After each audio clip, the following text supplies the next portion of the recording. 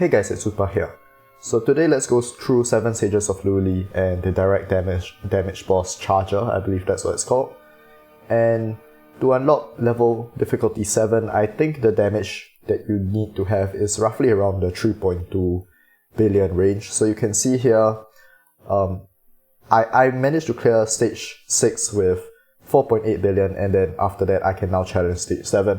And just looking at the rankings over here, I don't really see anyone who has done more than 3.2 billion damage still stuck at level 6. So that's my guess for you to be able to advance to level 7. Anyway, let's take a look at what the boss does.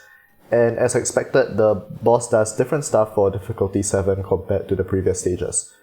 So this is my first time seeing the skills, and hopefully we do have a decent team we can put up against it. So first we have Earth-Shaking Punch, that's the basic attack. Attack 3 enemies who have dealt the highest damage, dealing 180% attack damage. If self does not have severe wound, deal 1 extra stage of damage, and this ignores shield, immortal, and damage immunity. So one important thing it seems is that we have to inflict severe wound. Next we have Charge Sweep. Enters charging status, deals 300% attack damage to all enemies. During charging, when taking any turn meter reduction effect, exits the charging status. So this is another important thing your team must have. Increases basic attack damage by 66%, and when he gains 4 layers of powerful might when casting Charge Sweep, he gains 5 layers of this Tiger Shield, and for each layer owned reduces damage taken over time. So this shield can be removed, but only 1 layer can be removed by each enemy before he casts Charge Sweep again. So the main thing about this one is just you need a turn meter reduction effect so that he exits this charging status. Next is his passive. This is the one which basically every 7 Sages boss has, where it basically just requires you to run 5 direct damage heroes. Sage's Effulgence. At the beginning of each turn, gain 1 layer of powerful might. Okay, this is pretty standard for 7 Sages bosses. So once he has 20 layers, he will just kill all the enemies. And then he just has some additional damage bonuses. And yeah, so that's about it. So the main thing which seems to be important to me is that you must first do severe wound, and the second is that you must have turn meter reduction effect. So we can take a look. They do have this pretty beneficial or pretty useful tags here you can use to filter. So obviously you want direct damage heroes, and then you want severe wound.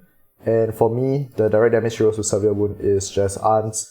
And similarly, you want turn meter reduction. So I don't believe Jocelyn has it. This turn meter tag is for her speed up or something like that. Let's take a look at other options over here. So we can do direct damage and turn meter tags, like so. And Aunts I know has on his special tool, you can see here, reduces target's turn meter by 50%. So he seems like an extremely important character to have for this boss. Blaze, I'm not sure if there's any turn meter reduction. Okay, yeah, so she does on her basic attack, which is actually really nice. Melchior, let's see if he can do so. And if he can, it will be a really good budget option.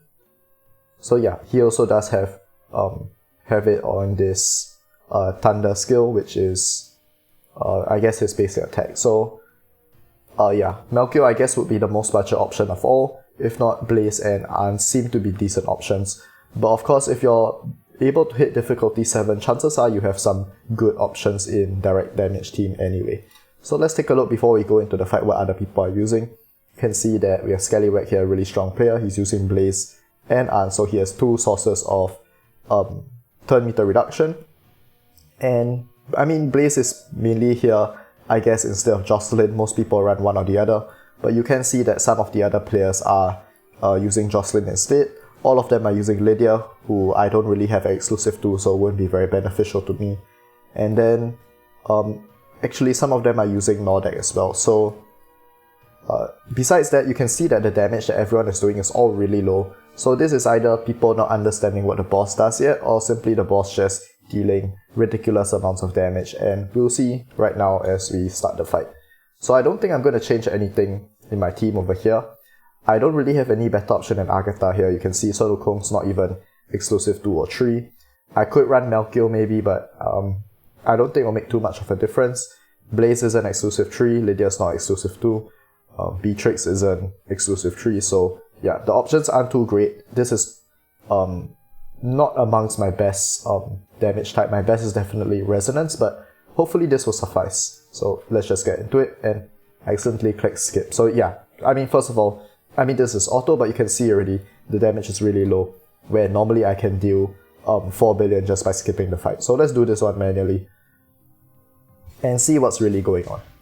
So okay, let's turn off auto, and what we need to do first is inflict some severe wound on him so he doesn't do as much damage, right?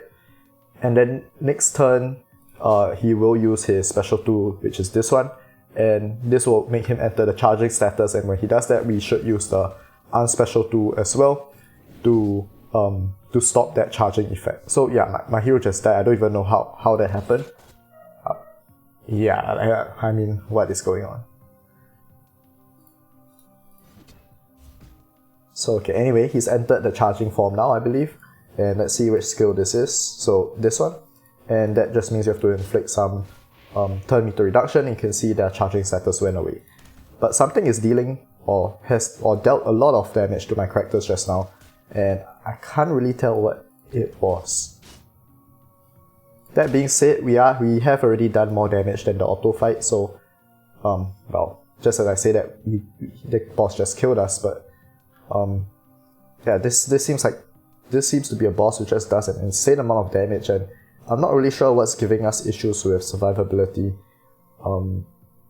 because they're just dying after they attack, which is really strange. So let's try Griffin Pet. Maybe the immortality Griffin Pet gives us will be more useful, since Unicorn Pet doesn't really seem to be saving us. So let's give ourselves immortality over here. And he just one-shots our character. So yeah, this just goes to show how strong the boss is. So what I have in mind is perhaps I should actually just try and damage him down. So just ignore the fact that I have to do severe wound on him and simply try to deal as much damage before I die, which is going to happen really quickly. So let's shield up and pray that this keeps us alive at least a little longer, but it's not really looking very promising. Let's remove his charging, or what that's worth. And I mean, our damage is higher compared to whatever we had just now, which was like 60 million, but it's not like this is a high amount at all, right? So we inflicted severe wound on him, he's going to take a turn, and he just killed 2 of our heroes. So is it really just the case that he's dealing so much damage he kills our team? He attacks the 3 enemies who have dealt the most damage, which was, I guess, Armory, Ans, and probably Agatha. But I did inflict severe wound on him, so I feel like I should not have been hit by this extra stage of damage. But maybe he just really does so much damage, which I guess explains as well why when we were looking at the rankings, people had done so little damage compared to what people are normally capable of doing. So once again, we definitely have inflicted severe wound on him this time, which means the attack which bypasses damage immunity should not take place. I mean, at least we're having a decent run which is going a lot further than normal, which is nice. And now he's just not taking any more damage, so I'm not sure what that's about. Is it because our Marie is dead, and we do have to have 5 direct damage heroes? That's my only guess as to what's happening right now. Oh, but we just did a little bit of damage, but that was primarily from the damage record from the previous instance. Now we do have the revive from Agatha, and this revives our Marie. Let's hope this immunity keeps the team up though. We need to do Anza's special 2 here to stop his charging status. And the Griffin just attacks, so we should have one more layer of damage immunity from the pet. So this is going a lot better now, using this team, but I'm still not 100% certain like where all this damage is coming from. Once again, you can see that it's really just quite a significant amount of damage the boss does, and it's constantly killing our team. So having Agatha here, which none of the other players use, seems to actually be kind of useful because she's reviving our team every once in a while, which I think is really useful. So yeah, okay. Divine Griffin Pet kept us alive here, which is really good, which means we can get a little bit more attacks in. But once again, some of our attacks are simply doing 1 damage, and I'm still very unsure as to what is causing that.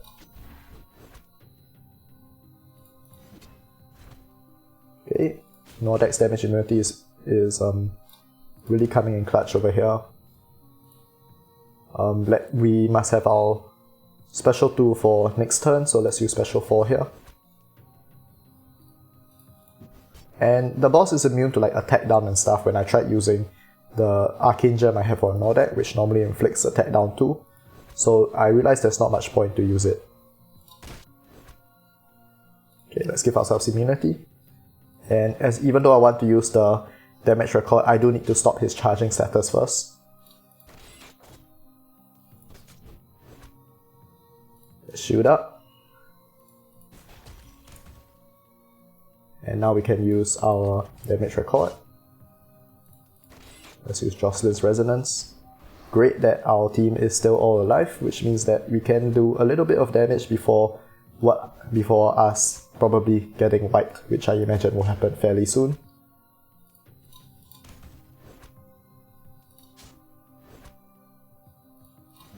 And without the Divine Griffin Pet, I mean, surviving this long definitely would have been impossible.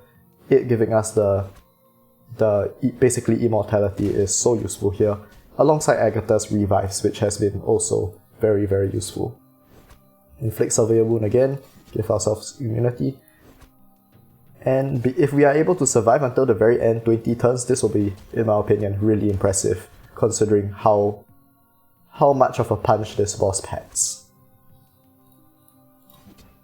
But we seem to have found our rhythm.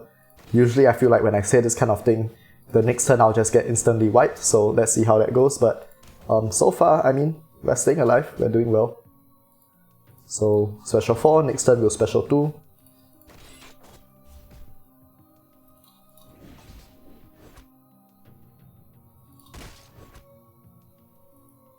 Okay, we have to special 2 here. Shoot up. And okay, so now the fight's definitely over. We don't have Agatha to revive any of our characters. But we survived pretty long, and I'm really quite satisfied with how this went. So yeah, let's just get our last few bits of damage in. I'm not going to bother to shoot with Nordex anymore, because I'd much rather try and squeeze out a little bit of damage, but I didn't manage to crit those instances. So 406 million damage, which in my opinion is not horrible, but we can see what other people are using, and everyone else does seem to have a lot more success than I do. But as I said, my builds aren't the best for my direct damage team. I didn't really regear anything, and most of them have Lydia exclusive 2, which I'm sure helps quite significantly. Either Lydia or Beatrix over here. This guy has Sun Wukong for added survivability, so it seems like I'm the only one which really lacks a lot of these key pieces. But yeah, really difficult boss. It's crazy to see that, you know, players like Scallywag over here is extremely strong. Probably could do maybe like 10, 20 billion or even more in difficulty 6. Now it's just barely crossing the 1 billion damage threshold in difficulty 7. And yeah, that really just goes to show the level up that these bosses have gotten in difficulty 7. So for the next few bosses, we can take a look over here. Tomorrow we have Bleed. Bleed is, I would say I have a decent team for Bleed. I have Vasily, but I still have to bring him up to exclusive 3. So maybe I'll make a video for this one as well. We'll take a look tomorrow. But the one I'm most interested in is definitely Resonance, because this is my strongest team by far. And I mean, there are players who can do like 60 billion damage in Resonance, even more, right? So I want to see what the difference between difficulty 6 and 7 for Resonance will be when it comes out in 2 days time. So just so I don't forget, and so we can keep a record of it. For Resonance Rift, you can see, this one, you can see the top players have 80 billion damage, 77 billion damage. And when we do make a video taking a look at Resonance Rifts in the near future, let's see how the damage changes from here. So yeah, a new edition, I mean, I have no complaints even though it's really difficult, because it's always nice to get new challenges, and I'm sure when we get stronger heroes in the future, this will become a lot easier. That's always been the case whenever they release difficult new content. But yeah, I think it's fun now that we actually have to think about the teams we are using and not just, use something we've been using for the past few months and just skip the battle. And yeah, I mean, I'm looking forward to see the next few bosses at difficulty 7 as well. So that's all we have for today, and I'll see you guys next time.